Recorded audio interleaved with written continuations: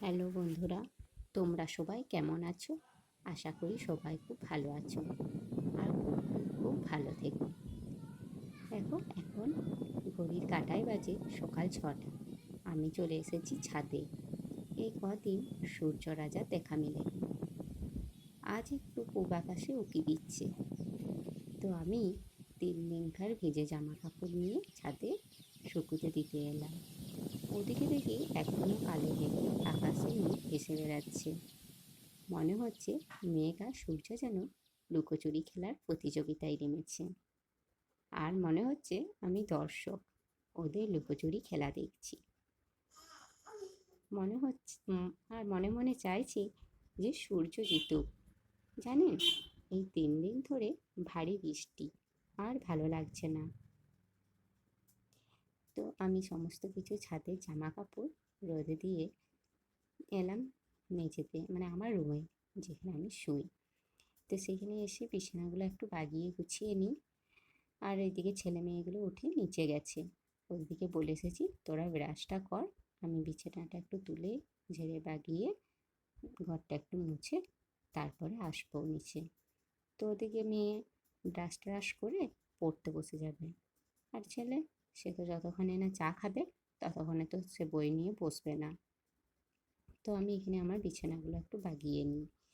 তো দেখো, মশারিটা টাঙায়, তো মশারিটা আগেই গুছিয়ে ওখানে তুলে রেখেছি। ওখানে গুছিয়ে তুলে রাখলে, মানে ওই খাটের ডান্ডাটা আছে ওখানে গুছিয়ে তুলে রাখলে তোমার দেখতেও ভালো লাগে। আর ওখানটা মানে সেফটি, চারদিকে হয় না। তো দেখো, সমস্ত কিছু বিছানাটা ঝেড়ে নিয়েছি, বালিশ টালিশ সব দিয়ে দিয়েছি। আর দেখো, এখানে আমি আমার রুমটা মুছে নিচ্ছি। তো প্রতিদিন মুছি না, জানেন তো। তো এখানে তো খাওয়া দাওয়া হয় না, তাই প্রতিদিন মোছারও কিছু নাই। ওই ধরো সপ্তাহে 2 দিন মুছি উপরের রুমটা। এখানে একবার রাত্রে শুতে আসি আর একবার দুপুরবেলাতে শুতে আসি। তারপরে আর এখানে আসা হয় না। মেয়েটার যেদিন সকালে প্রাইভেট না থাকে, ও সেদিনে সকালে এখানে পড়তে আসে, মানে এখানে বসেই পড়ে। আর আমি ছেলেটাকে নিয়ে দেখেইছো তো, নিচেতে বসাই। সেখানে আমার নিচে যা কাজ থাকে, সবজি কাটা, তারপরে আরও যা টুকিটাকি কাজ থাকে, ওকে ওগুলো পড়তে বসিয়ে সেগুলো আমি করে নিই। ওকে যদি আমি এক জায়গায় পড়তে বসাই আর আমি যদি একদিকে এসে কাজ করি, তো ও পড়বে না, বসে থাকবে। সেজন্য আমি নিচেই থাকি। তো দেখো, এখানে আমি চা বসিয়ে দিয়েছি, সব কিছু মুছে টুছে চা বসিয়ে দিয়েছি। তো চা খাওয়া কমপ্লিট। আমি স্নান টান সেরে, আর বললাম যে আজ সোমবার, ভাদ্র মাসের সংক্রান্তি। সংক্রান্তিতে আমাদের তুলসী তলায় পুজো দিই, প্রত্যেক সংক্রান্তিতেই দিই। তো এখনও ঠাকুরমশাই আসেননি। তো সমস্ত কিছু রেডি করা আছে। কাকিমাদের বাড়িতে পুজো করছে, ওদের বাড়িতে পুজো হলেই আমাদের বাড়িতে এসে পুজো করবে। তো দেখো, সমস্ত কিছু রেডি করে নিয়েছি রান্নার জন্য। আজকে হবে কাঁচকলা দিয়ে, পটল দিয়ে, আলু দিয়ে, লাউ ডাঁটা দিয়ে, পেঁপে দিয়ে, সয়াবিন দিয়ে একটা ঝোল করব। আর হবে লাউয়ের ছাল দিয়ে আলু দিয়ে ভাজা। আর এটা হবে লাউয়ের তরকারি। জানেন, লাউয়ের ছাল দিয়ে আলু দিয়ে সর্ষে বাটা দিয়ে ভাজলে খুব সুন্দর লাগে। তো আজকে আর সর্ষে বাটবো না ভাবছি, আজকে এমনিই করবো। সর্ষে বাটা দিলে খুব সুন্দর লাগে তরকারিটা। দেখো, এদিকে আমার রান্না কমপ্লিট। এদিকে ভাত, লাউয়ের তরকারি, আর দেখো সয়াবিন দিয়ে আলু দিয়ে, বললাম না সমস্ত কিছু দিয়ে একটা ঝোল হবে। তো সব রকম দিয়ে একটা ঝোল করেছি। আর এখানে দেখো, আলু আর লাউয়ের খোসা দিয়ে ভেজেছি। আজ আজ এই মেনু। তো ওইদিকে আমার রান্না বান্না হয়ে গেছে, আমি চলে এসেছি গ্যাস মুছতে। গ্যাসটা একটু মুছে নিই। আমি প্রতিদিনই 5টা করে সাবান গুঁড়ি দিয়ে এই নিচের মেঝেটা আর গ্যাসটা একটু মুছে নিই। মানে রান্না হয় তো, তেল চিট বসে।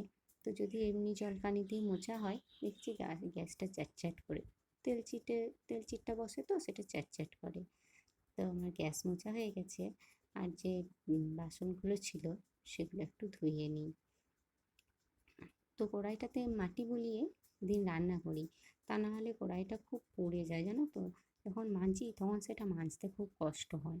তাই কড়াইটাতে আমি একটু মাটি বুলিয়ে নিই। তাহলে কি হয় বলো তো, কড়াইটা খরেও কম।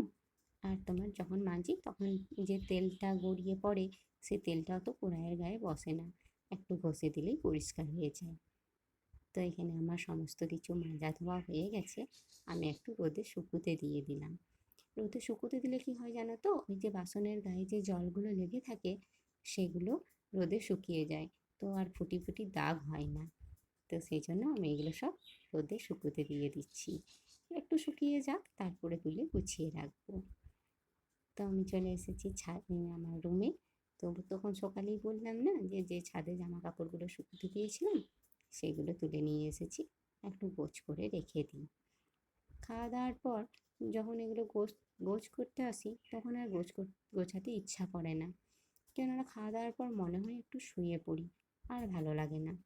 তারপরে তোমার এখন একটু গুছিয়ে নিলে তখন এসে একটু শুতে পাই। তো এগুলো আমি এখন গুছিয়ে বাগিয়ে নিই। দেখো এই যে লাল ডাব্বাটা, এটাতে রাখি আমার ছেলের জামা প্যান্ট, কারণ ছেলের তো ছোট ছোট জামা প্যান্ট, তো হেতা হোতা রাখলে আর যখন হাতে মানে যখন দরকার পড়ে তখন আর হাতের কাছে খুঁজে পায় না। তো তার জন্য ওই যে ছোট্ট লাল ডাব্বাটা দেখছো ওটাতেই গুছিয়ে রেখে দিই। আর এই আলনাটাতে আমার আর আমার মেয়ের জামা প্যান্টগুলি গুছিয়ে রাখি, তাহলে নিতেও সুবিধা হয়, দেখতেও ভালো লাগে। আর ছেলে মেয়েগুলো ওখানেই রাখি। তো এদিকে দেখো এখন বাজে বিকেল 5টা, আমি চলে এসেছি আমাদের ভাদুর জন্য মালা কাটতে। তো এই হচ্ছে আমাদের ভাদু। তো আমাদের এখানে এই যে এরকম ছোট্ট ছোট্ট মাটির পুতুলের মতো ভাদু বিক্রি করতে আসে, তো সেগুলোই আমার মেয়ে ছেলে মেয়েরা নিয়েছিল। তো ওরাই ভাদু পুজো করবে আজকে, তারই সাজাচ্ছিল।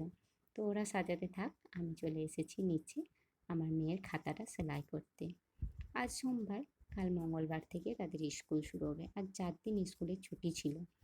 তো বললো মা স্কুলের খাতাটা শেষ হয়ে গেছে, খাতাটা একটু সেলাই করে মলাট দিয়ে দাও। তো দেখো আমি এখানে এসেছি খাতাটা মলাট দিতে।